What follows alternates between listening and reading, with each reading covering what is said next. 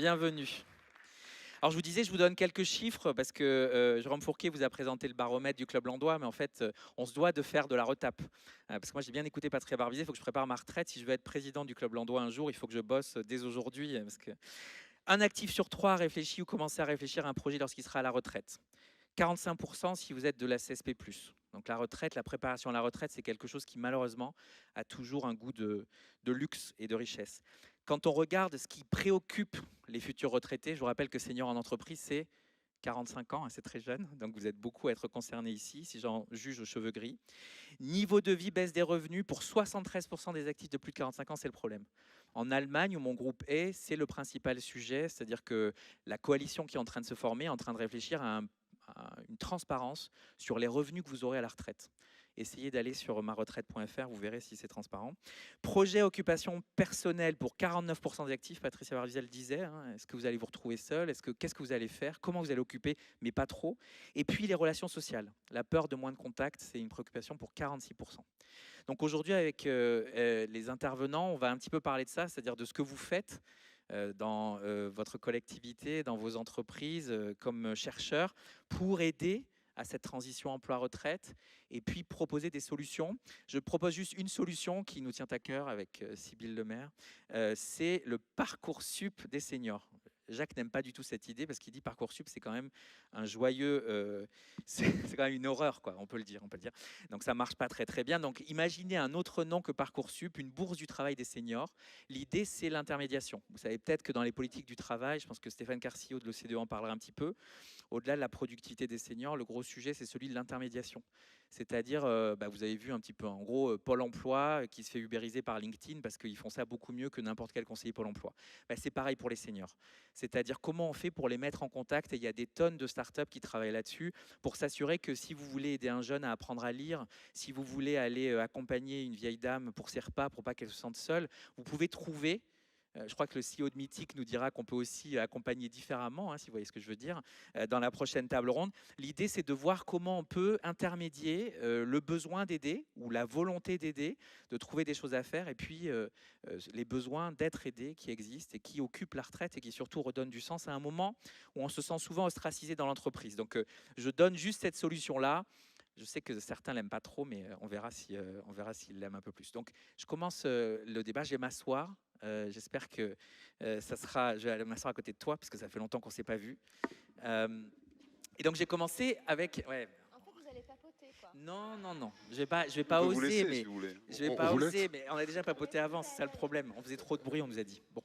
Donc, j'ai commencé avec Monsieur Serre. Bien. Bonjour monsieur. On m'a dit qu'il fallait que je commence avec vous. Ah bah, vous faites ce qu'on vous a dit alors. Je pense que les organisateurs veulent des produits gratuits chez L'Oréal. Alors, Monsieur Serre, merci d'être ici. Je vous en prie. Pourquoi c'est important pour un groupe comme L'Oréal d'anticiper le départ à la retraite? Est-ce que vous pouvez nous parler un petit peu de ce choix de votre entreprise d'accompagner encore et toujours et davantage les gens vers une retraite empowered, comme on dirait en premier français? Bah, d'abord, c'est un choix ancien en fait. C'est un choix ancien. Ensuite, c'est un choix de cohérence. C'est-à-dire que L'Oréal fait partie des entreprises qui ont défriché un certain nombre de sujets, comme l'égalité salariale, comme la diversité. Donc c'était assez logique qu'on se retrouve sur ce sujet-là aussi.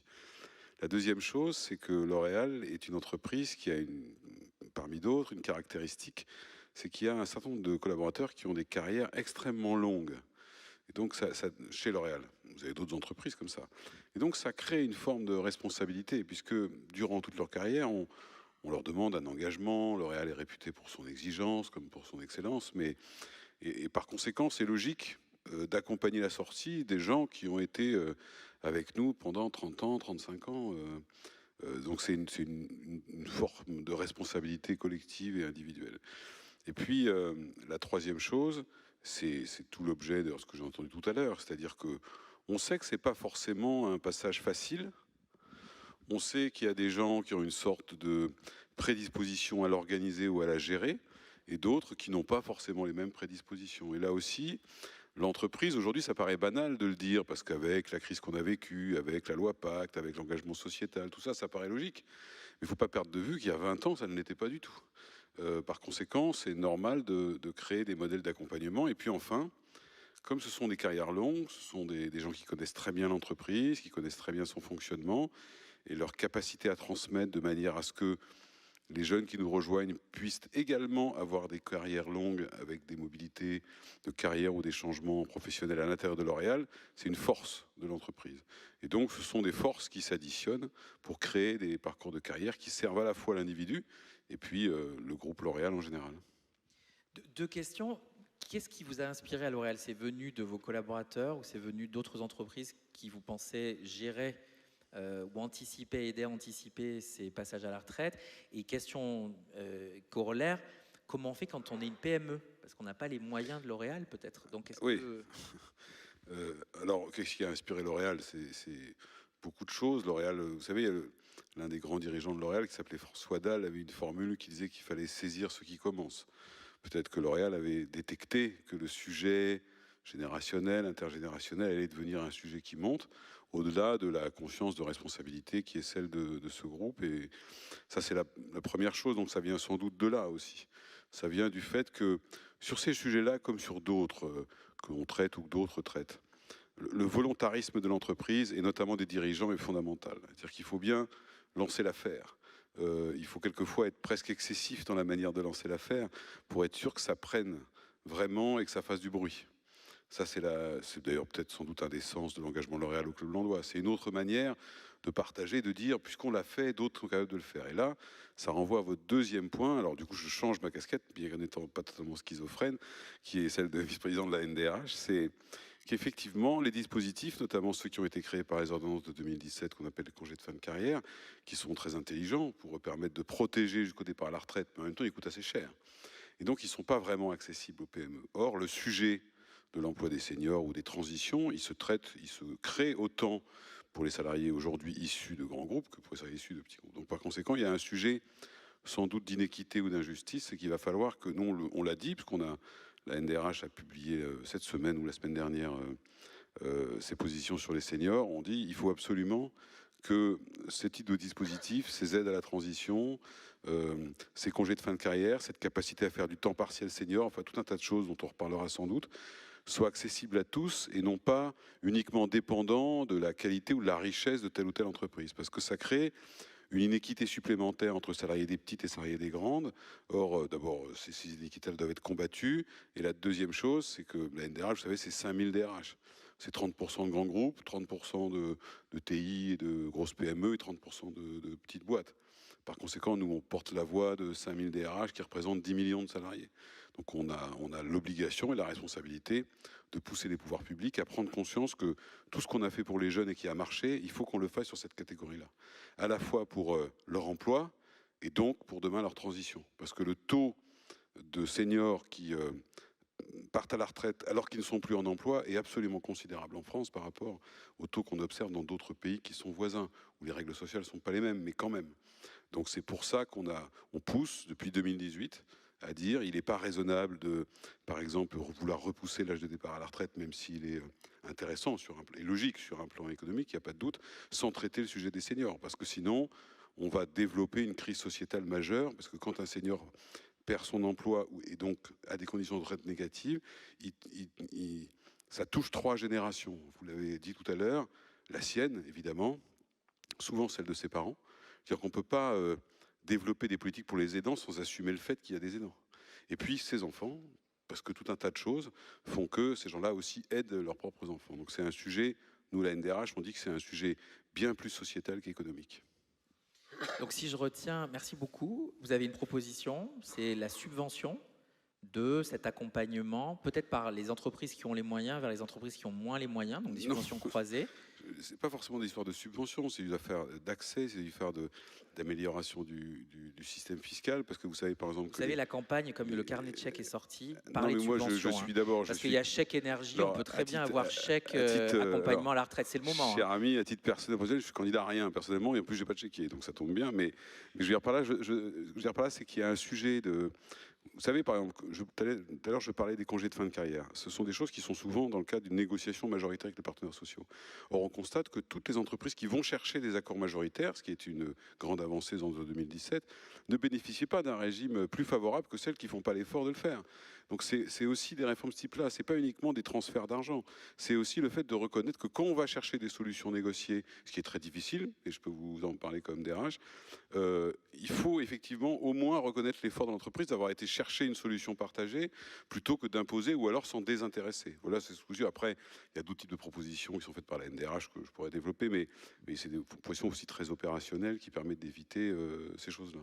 Encore mieux, parce que vous avez vu que les candidats à la présidentielle avaient très peu de propositions, par renvoyer les immigrés chez eux, c'est la seule qu'on entend aujourd'hui. Donc la bonne nouvelle, c'est que vous avez une proposition et qu'elle est gratuite. Donc à bon entendeur, non mais à bon entendeur, parce que c'est quand même important. On parle beaucoup d'actionnariat salarié en France. C'est l'intéressement à l'entreprise. Là, vous dites, l'ensemble des entreprises, peu importe comment on finance en effet, mais l'ensemble des entreprises doivent se saisir de cette transition, de ce passage de l'emploi vers la retraite et aider leurs salariés à l'anticiper. Je pense que c'est une belle responsabilité sociale au moment où on parle justement de cet engagement social des entreprises. Oui, juste un autre point, c'est-à-dire que ce qui nous avait frappé, c'est lorsque le plan de relance est sorti, il n'y avait pas un mot sur ce sujet. Alors qu'à l'époque, personne ne soupçonnait qu'on aurait 6% de croissance, etc., etc. On n'avait pas un mot sur le sujet, et je vous rappelle qu'à l'époque, tout le monde pensait qu'on aurait, tant mieux, c'est pas le cas, mais qu'on est face à une crise terrible. Et donc on en s'était étonné auprès de Bruno Le Maire, le fait que ce plan de relance, qui était doté de quelques milliards quand même, n'intégrait pas ce domaine-là. Alors qu'on savait que c'était déjà une population qui était en difficulté face à l'emploi, ça risquait que de s'aggraver, ce qui d'ailleurs est en train de se passer, malgré la relance économique. Donc c'est aussi pour ça qu'on est intervenu. Après, on a été capable de trouver des modèles de financement pour le plan À Jeunes une solution ou autre, et c'est très bien. Attention à ne pas atomiser le marché du travail. Déjà, on a réglé le problème pour l'entrée, ou une partie, les entreprises ont répondu présent. Quand vous constatez qu'il y a eu plus de contrats d'alternance d'apprentissage en 2020 qu'il y a eu en 2019, c'est que les entreprises ont répondu présent à l'appel du gouvernement. Donc pour ne pas l'atomiser, il faut aussi traiter à l'autre bout de la chaîne. Sinon, je pense qu'on risque d'avoir et des entreprises et une société en général totalement déséquilibrées. Merci, et puis on en parlera peut-être tout à l'heure, ce sujet de la grande démission, qui vient des pays anglo-saxons où les gens partent en pré-retraite. On verra si c'est un sujet pour la mémoire institutionnelle des entreprises. Christian Schmitt de la Brélie, vous êtes directeur général de Clésia. Et vous insistez, vous aussi, sur la nécessité de la préparation de sa retraite. Pourquoi c'est important pour vous, pour votre entreprise? Merci de m'avoir invité et bonjour à toutes et tous. À la fois le plaisir d'être au studio 104. Alors moi, j'ai pas de petits-enfants encore, ça viendra. Encore moins qui sont à la maîtrise de Radio France, comme j'écoutais Madame tout à l'heure et j'étais très épaté. Mais la dernière fois, c'était en 2001, je crois. J'étais dans la salle et c'était une préparatif d'Henri Salvador, vous savez, avant son Olympia dans la suite. Et je me rappelle pas autant où Benoît et moi on faisait les 400 coups dans les années 90. Je serais hors micro, mais le travail, c'est la santé. Raphaël, ils sont copains aussi, vous avez remarqué. Oui, je disais justement, mon voisin, vous étiez tous en couple, et que moi j'étais toute seule, que je vous laissais entre hommes. Enfin voilà, un truc. Club de femmes, c'est la seule façon. Oui, bon, on y reviendra peut-être en marge. Voilà. Allez-y, pardon. Donc Riton disait le travail, c'est la santé, ne rien faire, c'est la conserver. Et clairement, il avait tort. Il avait tort car qu'est-ce qu'on remarque? C'est l'engagement dans la continuité sous une forme de travail peut-être contraint au début de sa vie professionnelle ou plutôt libre au moment de son passage à la retraite. Et j'écoutais Madame Barbizet tout à l'heure, et de cette préparation et de cet engagement qui font suite, on voit tout le sens et tout le bien-être que ça apporte. Mais très clairement, la retraite, en général, elle est mal préparée. Elle est mal préparée et c'est un choc administratif, c'est un choc financier, ça peut être aussi un choc de changement de logement, puisque ça peut être un choix aussi. On voit que les démographies par âge ne sont plus les mêmes, on le disait dans la précédente intervention, qu'on soit au nord ou au sud de la France, qu'on soit actif ou retraité. Et puis c'est surtout un choc social. On n'est plus dans cet environnement de quotidienneté, d'un environnement social, d'échange, permanence dans ce domaine. C'est l'une des possibilités offertes, cette liberté qu'expliquait de manière très fine Madame Barbizet tout à l'heure, dans le choix et la liberté que l'on peut faire, de passer d'une utilité économique un peu plus basique, finalement, en matière de réalisation de soi, à une utilité sociale, la plus large possible, en s'engageant, le cas échéant, souvent bénévolement. Et la France, qui fait vraiment sa différence par rapport aux autres pays du monde, dans ce rôle associatif. On a plus d'1 million de bénévoles en France, se distingue dans cette logique de solidarité nationale. Ça, c'est une force de notre contrée, et c'est quelque chose qui a toujours été exprimé, je pense, à la chaire TDTE, animée par notamment Jean-Hervé Lorenzi, et partenaire du Club Landois dans ces dispositifs, où Jean-Hervé, François-Xavier Albouy et Alain Villemeur expliquaient qu'un senior a le sentiment de bien-être s'il cumule au moins 780 heures d'activité socialisée par an. Alors, on est loin des 1600, je ne sais plus combien, Benoît. 1607, excusez-moi. Mais c'est quasiment un mi-temps. Un mi-temps d'engagement socialisé en la matière. Qu'est-ce que peuvent faire les entreprises? Les entreprises, elles ont vraiment, encore plus d'ailleurs post-Covid, ce sentiment, on voit le montée à puissance de la collaboration de l'entreprise en matière d'intérêt général. On dit souvent que nos politiques sont en retrait en matière d'intérêt général et que l'entreprise a un rôle à la demande des concitoyens qui croient en la matière. Et on voit que le rôle de l'entreprise, dont le choix d'un jeune pour aller dans l'entreprise, c'est qu'elle donne du sens. Dans quelqu'un qui est dans l'entreprise, c'est qu'elle a du sens et qu'il veut rester dans son entreprise à cause de ce sens, que la notion d'engagement, la notion de bénévolat, la notion de mentorat, par exemple, peut démarrer très tôt dans l'entreprise. C'est ce que nous faisons chez Clésia. Et par ailleurs, si notre métier est celui d'être un assureur d'intérêt général et de gérer notamment un certain nombre de caisses de retraite complémentaires, on a aussi des clients qui sont des jeunes retraités, des entreprises qui ont ces vagues de jeunes retraités qui arrivent, et nous collaborons de manière très active, à la fois sur les entretiens d'information à la retraite, avec nos DRH sur l'organisation de journées d'acteurs de ma retraite, et vraiment sur des sessions résidentielles, une fois que les retraités sont, je dirais, en dehors de l'entreprise, 5 jours par an pour élargir leurs horizons dans ce domaine-là.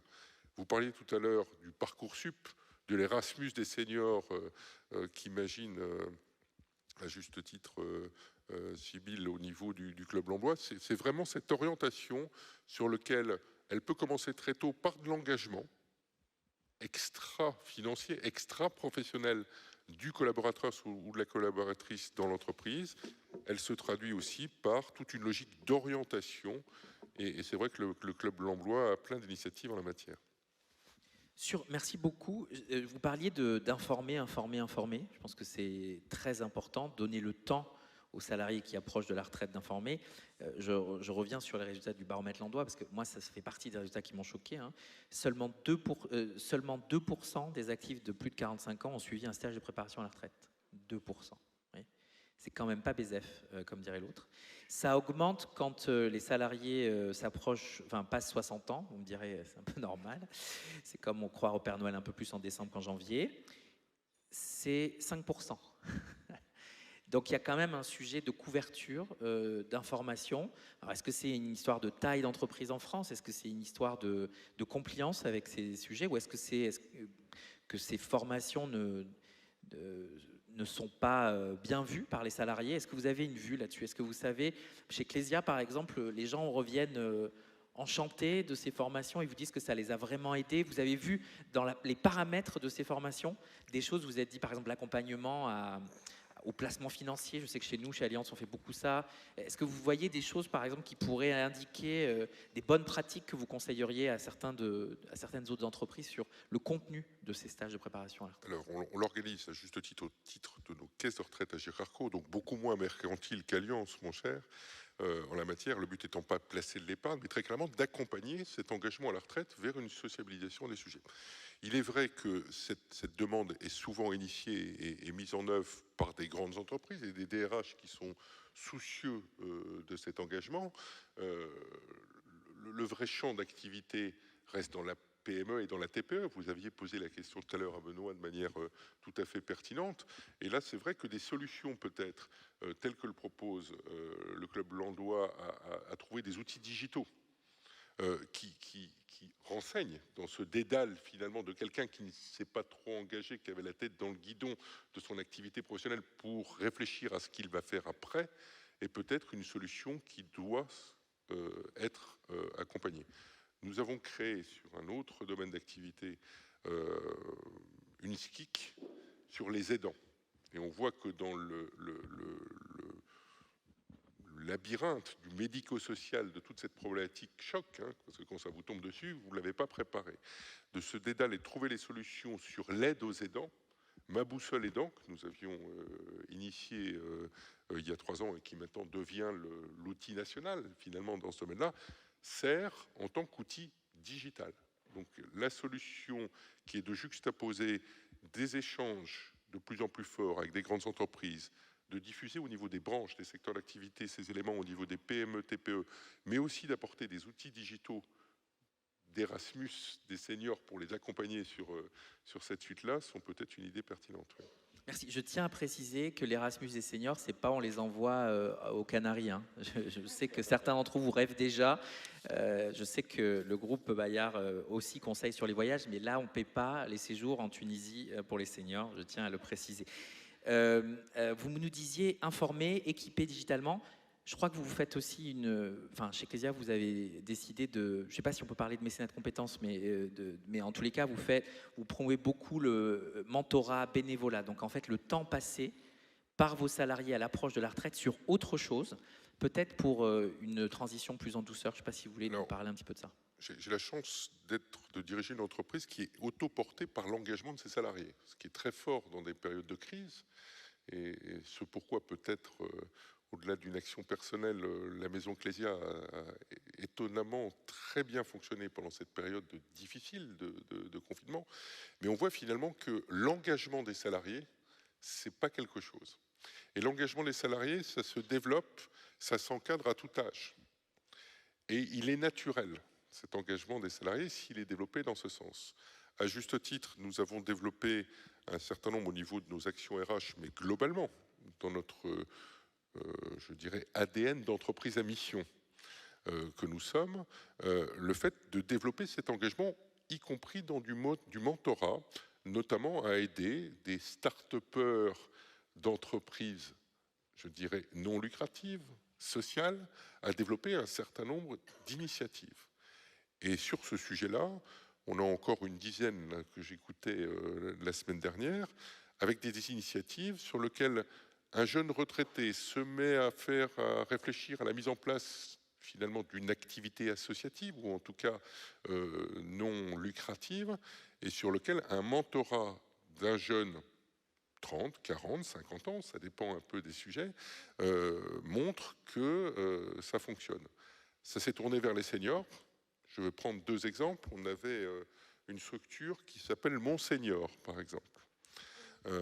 Quelqu'un voulait travailler dans ce Pourquoi j'ai des écus de Louis de Funès qui tombent, chacun ses références. Qui s'occupait des accueillants familiaux. Et un de nos collaborateurs a mentoré finalement ce chef d'entreprise sociale, et ce mentorat, ce conseil a abouti à quelque chose. On protège la branche hôtel, café, restaurant. Même initiative d'un jeune retraité qui veut partir sur une initiative, c'était les cafés chez Daddy. Original, qui était rompre l'isolement et d'avoir une sorte de café intergénérationnel qui s'installe en la matière. Là aussi, une de nos collaboratrices a accompagné le début de ce mentorat jusqu'à la première ouverture du café à Lyon en la matière. On trouve dans ces collaborateurs 30-40 ans une vraie fierté extra-professionnelle en la matière.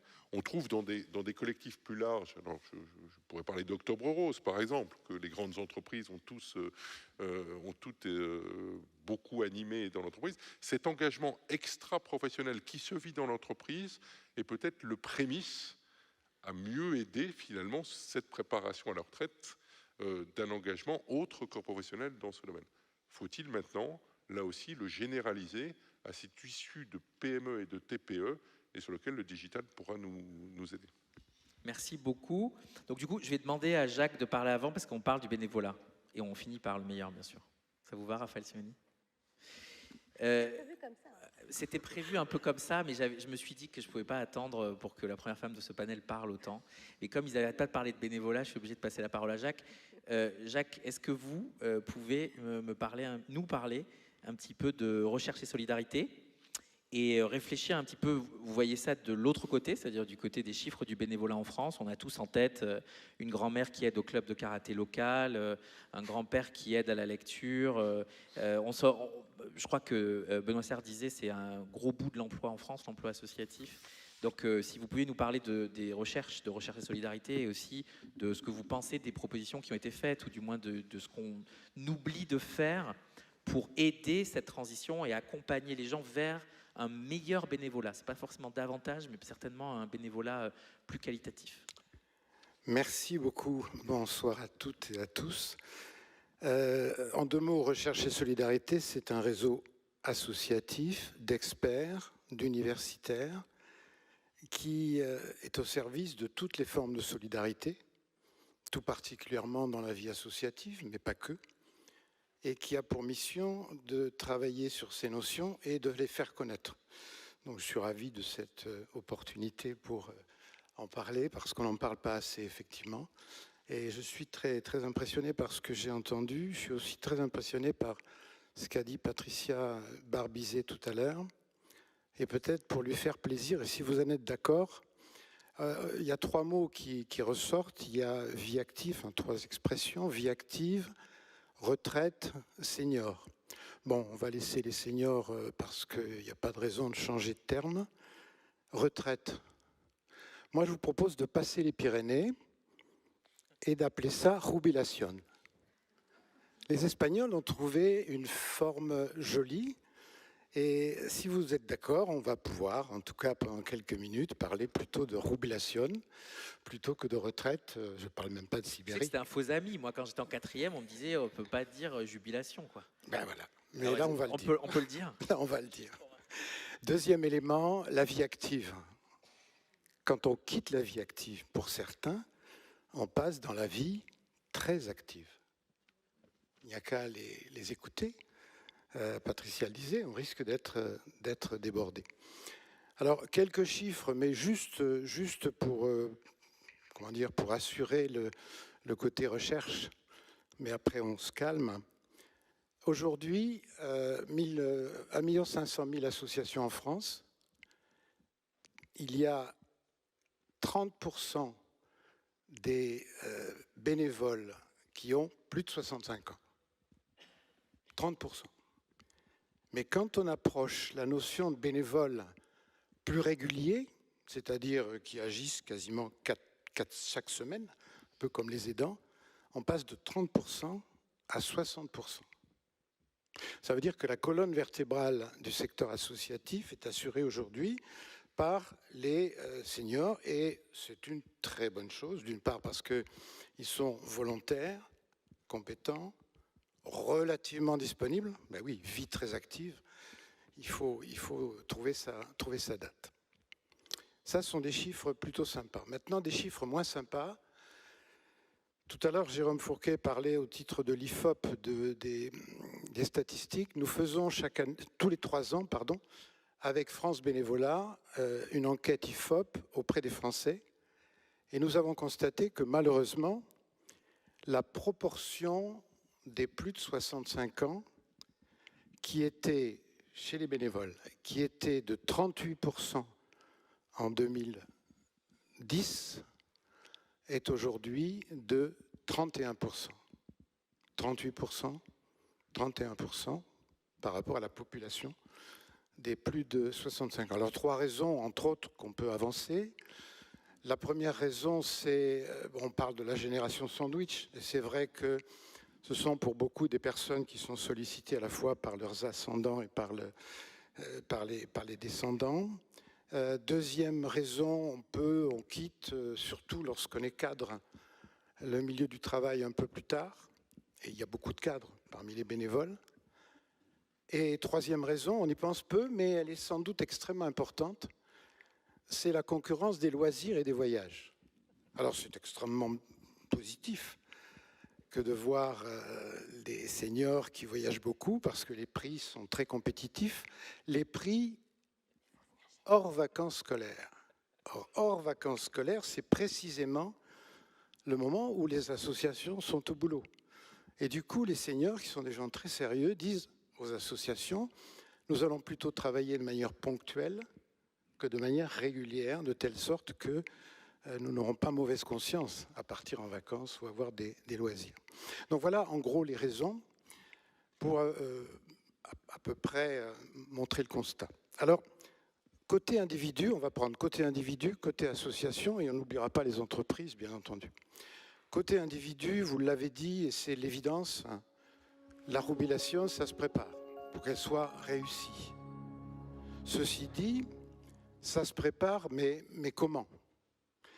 Alors, il y a un tuilage nécessaire, c'est-à-dire quelques temps pendant lesquels on peut travailler, on peut avoir une activité d'engagement.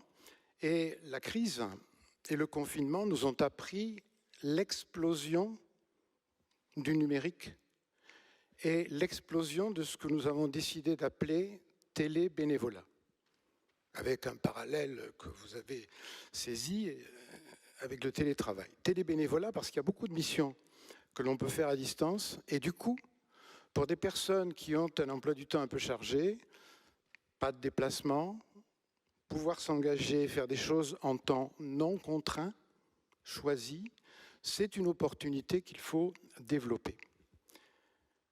Les entreprises, alors écoutez, aujourd'hui, la plupart des entreprises préparent déjà à la retraite. Exemple, petite entreprise dans un village qui a une coopération avec le club de foot. Ils travaillent ensemble. Et veillent donc des salariés à la vie associative. Une grande entreprise qui a un partenariat avec une association qui fait du social, qui fait de la culture. Et ce voisinage-là est un élément qui va forcément imprégner les salariés. Bien entendu, le mécénat de compétences, sous réserve, si vous le voulez bien, sous réserve qu'il ne soit pas cantonné à l'encadrement. Lorsqu'on parle de mécénat de compétences, on pense souvent à un cadre qui va aider une association à développer son business plan, etc., etc. Mais un maçon, un plombier, un peintre peuvent avoir tout autant un rôle très efficace pour rénover le siège d'une association et beaucoup plus si affinité. Ça ne veut pas dire qu'on va les cantonner à cette fonction. Donc il y a là tout un univers qui peut être développé. L'État, bien entendu, peut jouer son rôle à la fois en liaison avec les organisations et les caisses de retraite ou de jubilation, pardonnez-moi, mais aussi auprès de ses agents.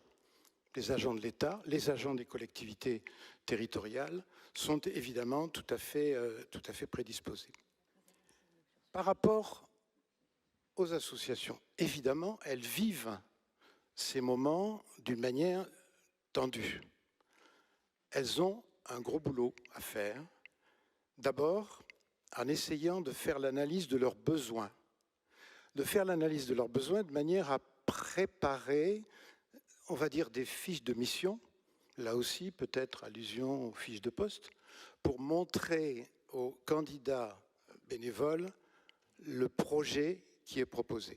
Et on voit bien, une analyse depuis quelques années montre que les bénévoles sont maintenant en attente d'un projet, donc sont désireux de disposer d'un savoir-faire, sont demandeurs de formation.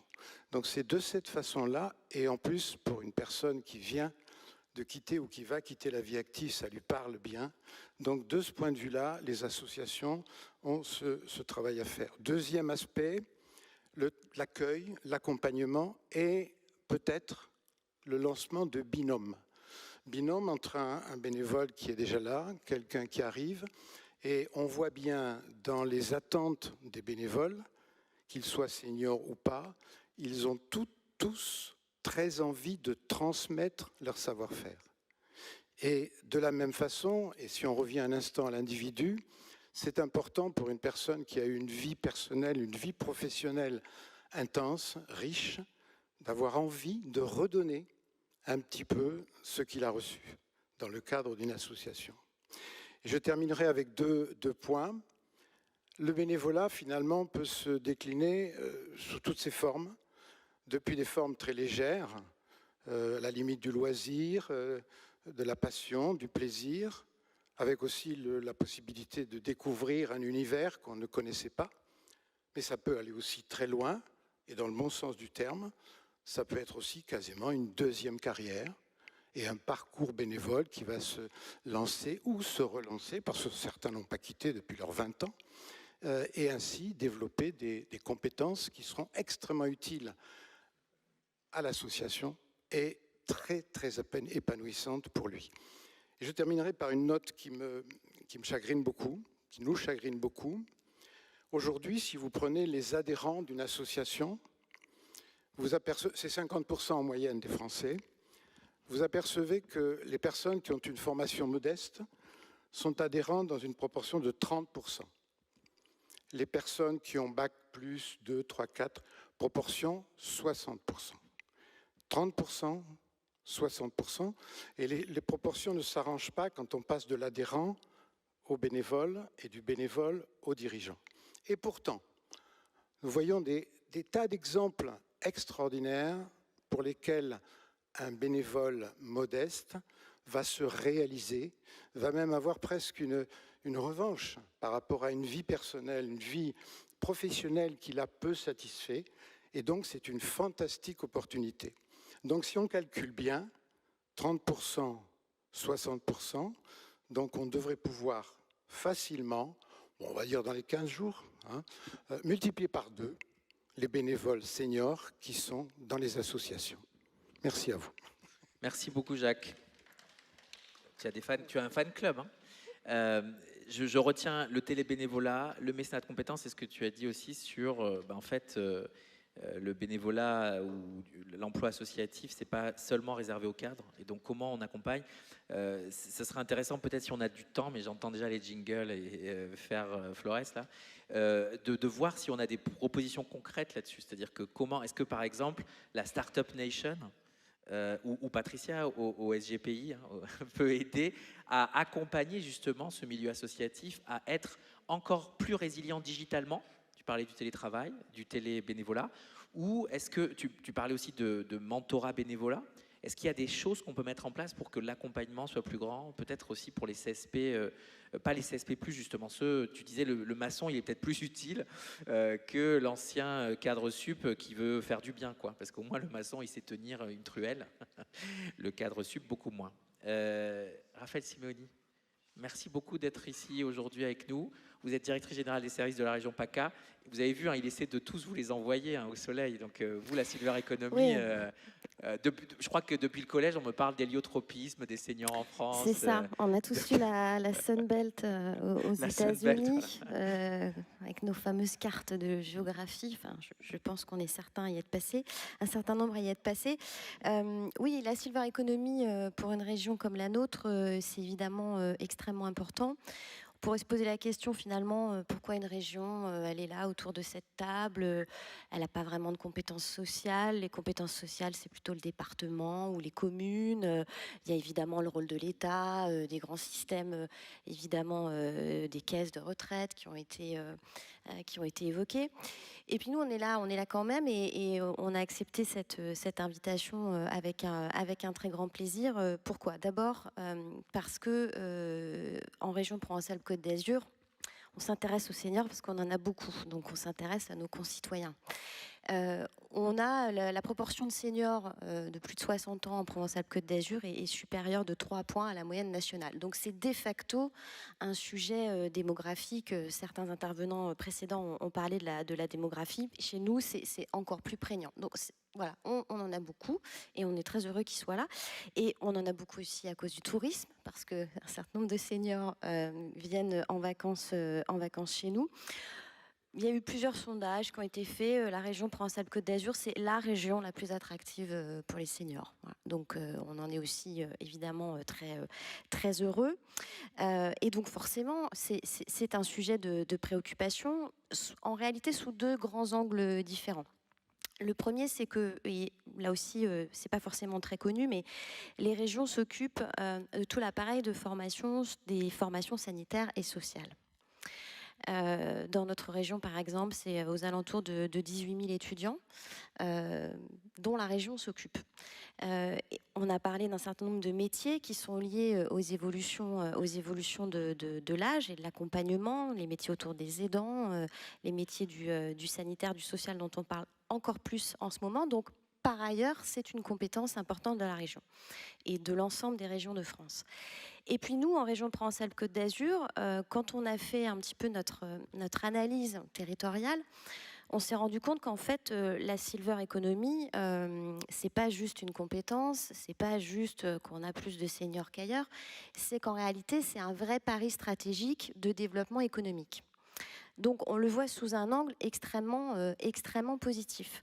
On le voit sous l'angle de l'innovation. On a parlé d'habitat un petit peu innovant, connecté, inclusif, de nouvelles manières de faire. L'innovation, c'est évidemment un sujet sur lequel les régions sont extrêmement attentives. On a aussi parlé, je crois, pendant l'après-midi de tout ce qui relevait du télé quelque chose, la télémédecine, etc. Donc tout ce qui tourne autour de l'e-santé, qui évidemment est un axe de développement, et je crois là aussi, la crise qu'on vient de traverser démontre qu'il peut y avoir des accélérations en la matière. Et donc, pour nous, c'est une filière stratégique. On s'est organisé autour de ce qu'on appelle des opérations d'intérêt régional. On a 8 filières stratégiques en région Provence-Alpes-Côte d'Azur. Et ces opérations d'intérêt régional, elles visent en réalité à complètement structurer notre action de développement de ces filières, et pas uniquement nous, petites régions auto-centrées autour de nos petites compétences qu'on essaye de mettre en place du mieux possible, mais en essayant d'inclure l'ensemble de l'écosystème, en particulier les entreprises, parce que je pense qu'aujourd'hui, le monde où on se disait il y a la puissance publique d'un côté et les entreprises de l'autre, ça ne fonctionne pas. Il faut qu'on travaille ensemble, on a chacun nos contraintes, chacun nos moyens, parfois des objectifs pas forcément totalement alignés, mais on fait partie du même monde et donc on doit travailler ensemble. Et donc ces opérations d'intérêt régional, elles sont co-dirigées par un élu de la région et par un chef d'entreprise. Pour l'opération Silver Economy, on a également une petite task force d'entreprise qui se réunit extrêmement régulièrement, qui est là pour nous chaluter des projets innovants, pour animer l'écosystème. Donc pour nous, c'est vraiment un pari, et c'est aussi pour ça que j'ai accepté de venir à cette charmante invitation, parce que je pense que autour du projet qui a été évoqué aujourd'hui, autour de, alors je ne sais pas si c'est le Parcoursup ou l'Erasmus, il faudrait trouver un nom. Chez vous, ça serait Erasmus, parce que de fait, ils migrent. Ils viennent quand même chez vous à la retraite, les Parisiens. Ouais, donc, mais on a aussi des gens qui naissent en Provence-Alpes. Ouais, voilà, on a aussi quand même quelques locaux, mais on aime beaucoup les Parisiens aussi, évidemment. Donc, ce projet-là, nous, en tant que région, on trouve que c'est un projet super qu'on pourrait essayer d'incuber quelque part dans notre région, avec quelques entreprises qui pourraient être volontaires. Et voilà, c'est aussi pour ça qu'on est là. Pour essayer à un moment de faire en sorte que, peut-être en mettant tout le monde autour d'une table, comme l'a déjà fait le Club Landois, mais cette fois territorialisé, à un endroit, on puisse se dire, allez, on essaye, on y va. Voilà le pourquoi la Silver Economy, c'est important chez nous. Je vous prends au mot, donc ça veut dire que vous voulez expérimenter le Parcoursup / guichet unique. Le problème, c'est que tous ces mots ont tellement été utilisés à mauvais escient qu'on ne peut plus les réutiliser. Mais vous êtes, la région PACA serait d'accord pour piloter quelque chose comme ça? Alors, la région PACA, je ne sais pas. La région Provence-Alpes-Côte d'Azur, probablement. Bien vu. Oui, parce que si jamais c'est la région Grand Sud et que mon président me voit, on lui dit bonjour. Je suis obligée de vous. On lui fait coucou dans la caméra. Je suis obligée de vous reprendre. Voilà. Donc la région Provence-Alpes-Côte d'Azur, pour toutes les raisons que j'ai expliquées tout à l'heure, évidemment, on serait tout à fait d'accord pour se mettre autour de la table avec tous les partenaires. Aujourd'hui, je crois qu'il y a sans doute des vecteurs qu'on peut utiliser. Madame Barbizet a parlé du programme des investissements d'avenir, qui est là aussi souvent pour financer des démonstrateurs. Donc, je pense qu'aujourd'hui, comme souvent d'ailleurs, les bons projets trouvent souvent leur financement. C'est pas tellement un sujet financier, c'est d'abord un sujet d'y aller, d'essayer et de se mettre autour de la table. Donc nous, on y serait assez favorable, évidemment. Ce d'autant plus que, peut-être pour conclure, parce que je sais que le temps passe, on a aussi, je crois, un intérêt fondamental à pouvoir valoriser l'expérience de nos seniors dans plusieurs domaines. On a parlé beaucoup du mentorat ou du tutorat, des phénomènes de tuteurs. Pour nous, c'est très important parce que, évidemment, l'insertion des jeunes, et on l'a dit, il ne faut pas opposer les générations, mais l'insertion des jeunes sur le marché du travail, c'est très important. La découverte des métiers, combien de métiers aujourd'hui sont inconnus, mal connus. Un jeune, dans sa vie, en moyenne, connaît autour de lui une dizaine de métiers. Il connaît les métiers de ses parents, des parents de ses copains, peut-être de ses grands-parents, et puis voilà. Mais 10 métiers, c'est rien du tout.